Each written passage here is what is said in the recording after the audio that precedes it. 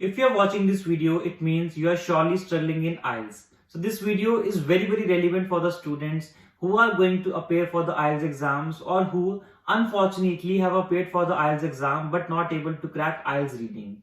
So please watch this video till end because this video is going to be utterly helpful for the students who are not able to crack their IELTS exam because of IELTS reading module. On daily basis, I get lot of messages from you all, especially on my WhatsApp or in the YouTube comments that, sir, please guide us how to do IELTS reading. Sir, please tell me I'm not able to score more than 5.5 in IELTS reading. Sir, how to manage my time in IELTS reading. Sir, how to understand or how to attempt the various types, that is true, false, not given, multiple choice questions, summary matching questions, MCQs. Sir, how to do synonym blanks. Sir, how to do reading in proper time. So how much time we should devote for each question. So I am here to help you to crack IELTS reading in first attempt only, or if you have attempted IELTS reading before, this is going to be your last attempt, because if you implement all the techniques which I am going to teach you in this video, then surely you will be able to get your desired score. So this video will be covering two things. One is the reason, the root cause why you all are not able to crack your IELTS reading. Second, how to crack the IELTS reading. It means firstly we have to understand the problem, only then we will be able to go to the solution part. So please don't skip this video directly to the solution part, because if you don't understand the problem, then this video is going to be useless for you all. Instead of wasting much time, I am going directly to the video content. I have listed down 5 reasons why students are not able to crack the IELTS exam. I am going to discuss one by one with you. So you just have to see which is the reason for you that you are not able to crack your exam. First reason, that you are not able to attempt the full reading. While attempting the reading, you are only able to get 30 questions or 35 questions or 27 or 28 questions in the 60-minute time period. We all know that there is limit in reading. In the 60 minutes, we have to do 40 questions. But most of the students till 26th question, 27th question, 28th question or 29th question, when they look at the time is almost over.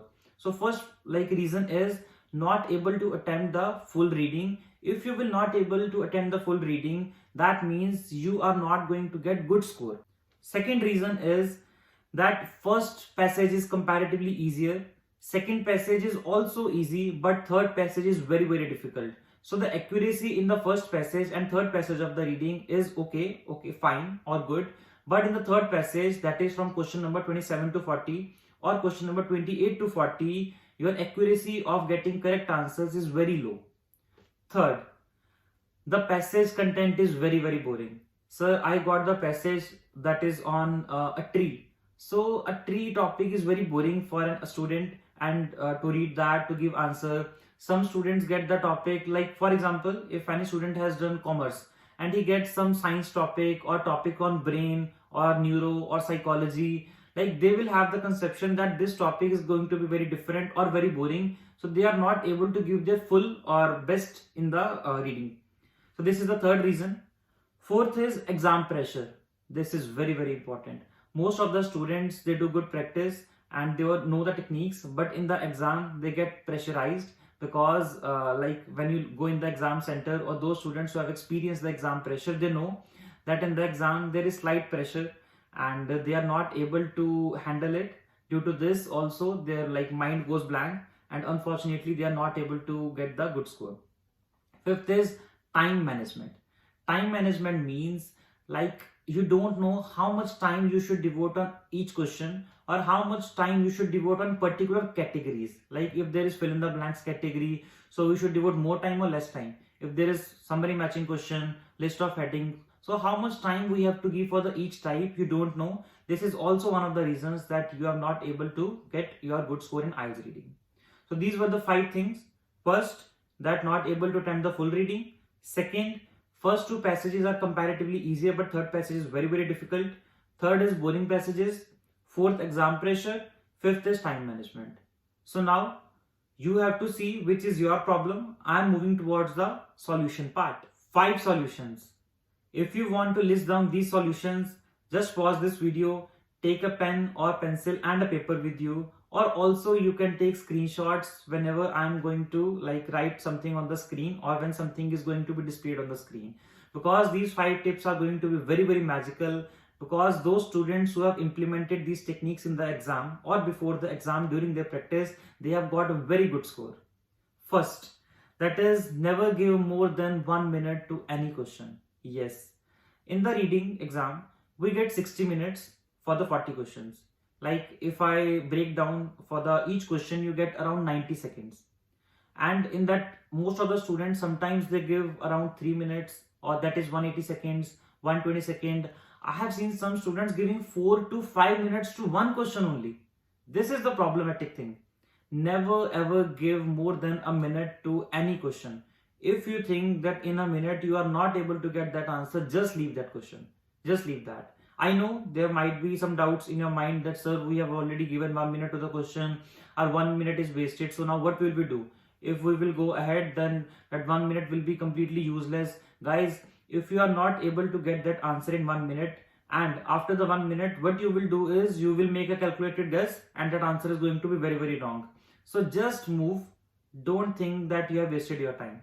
There are going to be questions ahead which will be very easy, so time will be compensated. So don't worry about the time part. Second is, avoid difficult sentences or difficult words. I am talking this about the passage.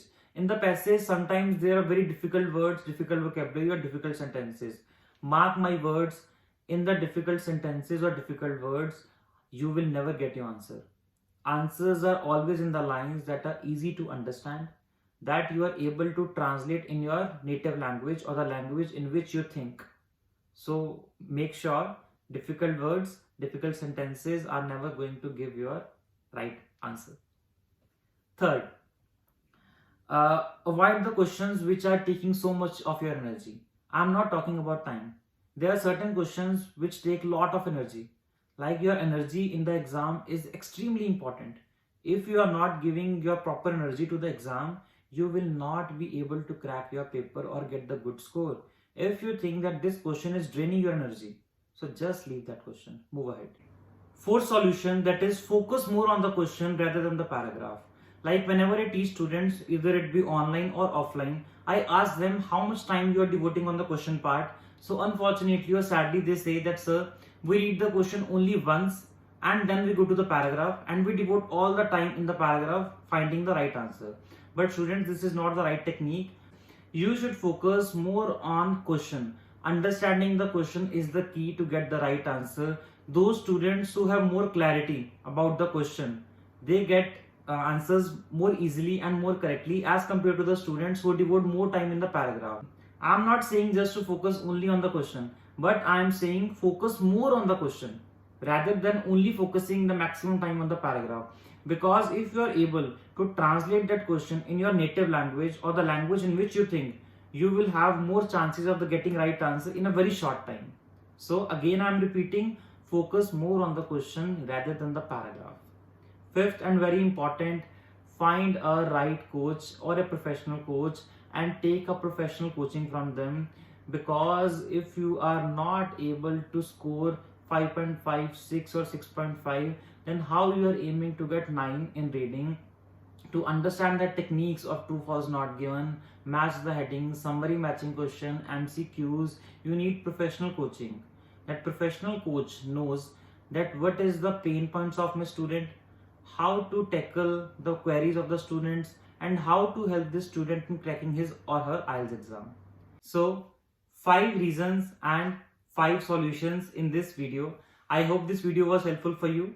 If you think I can guide you by making more good content, please reach out to me on my WhatsApp number, or you can also comment in the comment section. If you want any kind of paid assistance, my number is given on the screen. Don't hesitate to contact me. Thank you so much guys. Satyam this side, signing off for today.